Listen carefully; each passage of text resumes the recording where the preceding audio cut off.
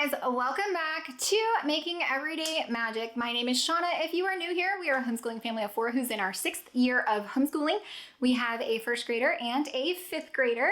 And I just want to share with you today what our rules for our homeschool are.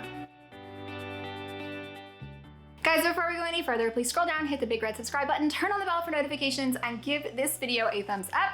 I recently saw a video where somebody put out the rules they live by, and I thought that was such a fun idea. So I was like, you know what are our homeschool rules? So I figured I'd write them down and I'd come here and I'd share them with you because I thought it was just a really entertaining idea. I also want to let you know that today's video is in partnership with Osmo because they are fun, creative learning, and I'm going to talk about it more toward the end of the video, but it definitely plays in with what we're talking about here. So today, let's talk about I think I did 5 and then a bonus. But 5 has a nicer ring than 6.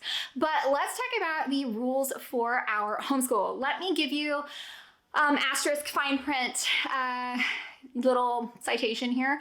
Everybody in my real life, everybody I think here as well tends to think I am a little firm, and I am. I am a firm parent. That works for me. We are very clear in our communication of what our expectations for our children are, and we are pretty clear about what our expectations for ourselves are as far as home, life, world, travel, homeschool, all of that.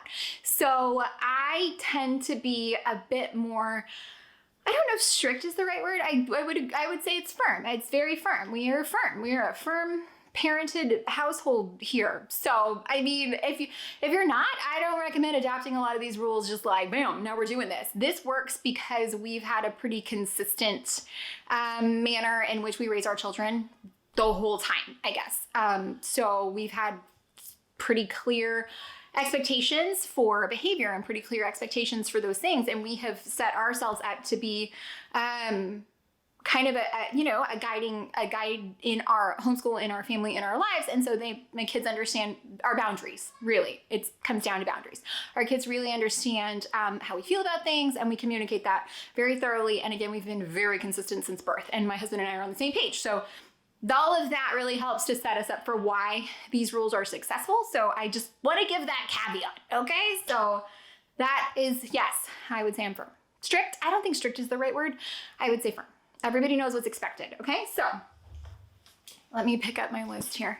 Let me start. I don't think these are necessarily in any order, but I have them numbered. So there are 5 in a bonus, so there are 6 of them. I'm just gonna start. I'm gonna say first, not number 1, because again, I don't think they're necessarily in any order of importance here, but I just said I wasn't gonna do that. Okay, so the first one is that homeschool is non-negotiable. So what that means is that we have always very much, both my husband and I, very much are passionate about education in any respect. So my husband and I, we want to know something, we're going to look it up. We want to know something, we're going to learn about it. We are going to learn about things that don't even necessarily apply to us because we are passionate and lifelong learners. We place a very, very high value on education.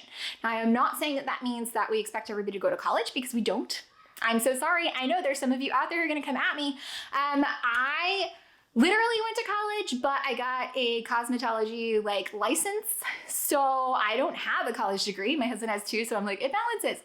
But I just, I don't, while I have a high value on education, I don't necessarily have an expectation that my kids college doesn't equate to education for me, if that makes some sort of sense. A college degree, in my opinion, doesn't make you better than a plumber, because I've known quite a few 6-figure hairstylists, okay? Plumbers make a lot of money. So I don't think that you can necessarily measure success in life by the number of degrees that you have acquired. So to me, While I do feel like your education is a non-negotiable, this is your job while you live in our home and contribute to our family. Your job is to get educated. That is your job. My job, because mine and my husband's job, because we chose to homeschool you, is to make sure you get that education. However, there is no part of me that feels like you have to go to college to get an education or to further your education. There's a lot of other ways to do that. Apprenticeships, real life experience. I'm okay with that. However, our jobs are to make sure that you are prepared for whichever path you take. So basically, homeschool is non-negotiable. It's your job. That is what it is. I feed you, I clothe you, we do fun things. Your job, you're holding up that end of the bargain, is that you homeschool. So what that means is that my job is to our jobs really, is to make sure that we stay disciplined so that we can have the flexibility that is amazingly afforded to us as homeschoolers. So for example, my kids are still in their jammies. Yesterday I was still in my jammies. So the way that we can go and do the fun things and take the vacations and take the time off and be really flexible is because we are disciplined when we need to be, and it is non-negotiable. So keeping that as in the forefront of my mind as something that is not an option, keeping that and expressing that to my children in the forefront of their mind as something that is not an option, I genuinely believe cuts down on the fuss fight and all of that. Because like, you want to do the fun stuff, you gotta do the hard stuff, buddy. That's how it goes. Okay, so the next one is that you must come ready to learn. Mommy is not going to fight you. Mommy doesn't fight you. That's right. You come ready to learn, or you need to go to your room, go away until you've decided that you are ready to learn. So I do not bicker back and forth. I do not yell and scream and rawr or punish them into subservience. Nope. You can come back when you're ready. This can take as long as you want to. And the big key with this one is being consistent.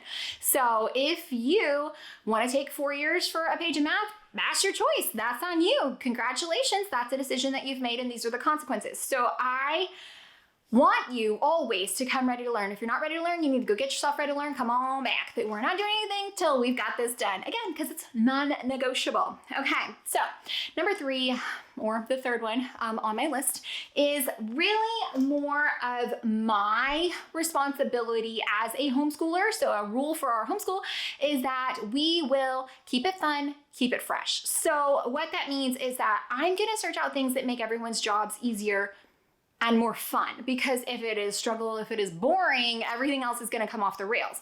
So it is a common goal that everyone is going to keep it fun. So what that means is that, you're going to keep a good attitude. You're going to try. You're going to come ready to learn. You understand that this is your job so that we can be flexible and do other fun stuff later. You come, you keep it fun, and we keep it fresh. So if something's not working, boom, done, we're out, we're getting a new thing. So we are keeping it fresh. We want to have good entertainment while we are learning. And this is where my discussion about Osmo comes in. You guys know, relatively new to Osmo, one of the amazing products that we've recently found is the pizza company. Guys, this is so stinking fun. So my older child, total sidebar here, my older child has a very strong entrepreneurial spirit. I'm going to say, I don't know where she got that. But she is always wanting to start a job, make some money, do things like that. And so I think it's really fun that this pizza company actually stresses and encourages business skills, because mommy's all about that. So business skills. It also happens to be for such a broad age range, 5 to 12, that my younger one, who is learning, so she's learning right now in math, she just did last week, 3-number addition, and the way that they're teaching this is as dollars and cents. So this is teaching her how to add dollars and cents, which I think is amazing. And it's also teaching them how to make change, which if you have ever been to any place and paid cash, you recognize the importance that this needs to continue being taught and is not. So being able to make change is kind of an important life skill, and it may be on the way out, and this may just be one of those things where at some point our kids can talk about, do you remember that time we used to use paper money? Yes. So I am just saying I really appreciate that as a mom, as a homeschooler, as somebody who is working to try to keep learning fun and fresh, that they have little tangible money equivalent pieces, but also not real money. And then it's fun for them because they could touch it, and they're seating customers, and then they were talking about a VIP, and we need to get the VIP taken care of. And there's little mushroom pieces. It's the cutest thing. So As a homeschooler, I like that they are counting money, making change, enhancing their business skills, communication skills. They're working together because the age range is 5 to 12. I think it's fantastic. Hands-on digital learning. And then as a mom, I appreciate that these things come in a neat little storage box because real life says thank you for that, or else they would all be already gone. So I appreciate it. Super love it. Super fun. Again, Osmo stuff is great. Everything I've been exposed to so far, and we like it. We love it. And moving right along. So number fourth thing that I wrote down on my list. Oh, keeping it fun and fresh. Let me circle back. Okay. So on keeping it fun and fresh, that also means like if we're in a struggle, I encourage my kids to take a break. Okay, because we gotta keep it fun and fresh. If it's not fun and fresh, we all are just miserable. So if they need to take a break while they're reading their all about reading story, take a break. You need to go for a walk, go for a walk. You need to get some water. First of all, water can solve every problem ever. Add water. Just add water. If it's a bath, if it's going outside in the rain, if it is getting a drink, if it is walking to get the drink. Get a drink, get a snack. Keep it fun, keep it fresh. Okay, so if you start hitting a wall, you need to stop before we've crashed through the wall. Okay, so just take a break. Give everybody 5 minutes, exercise, dance party, I don't care what it is. One of my favorite things is to like turn on the Alexa for like one song. It's usually Try Everything from Zootopia because I mean, you wanna talk about an amazing dance mix, it is fantastic. Turn it on, everybody has a dance party, and then we're back to learning. And it's like really fun. I also like to use that skill, by the way, sidebar, to clean up. You have one song to clean the playroom and go. And then it's fun. Everybody's doing it. So again, keep it fun, keep it fresh. I'm all about that. We've established this, I think, right? Love a theme, love some entertainment because it's fun for me too. Something else that I really value in my homeschool is I try really, really hard to praise the effort, not the outcome. So there's some research out there that tells you that it is more important to focus on the try muscle, and we talk about our try muscle a lot. It is more important to try than it is to get it right. And so if my kids, if I can see that they are honestly trying their best, I'm going to praise that because it is important when people recognize your effort and not your outcome. You aren't always in control of the outcome. You are always, always, always in control of your effort. So if my kids are willing to show up and put in the effort, I'm going to be more proud of them than if they showed up and it was easy for them and they aced it. I am always going to praise the effort. So remember that as a homeschooler, as a parent, praise your children's effort when they work, when they try, when they show up and suit up.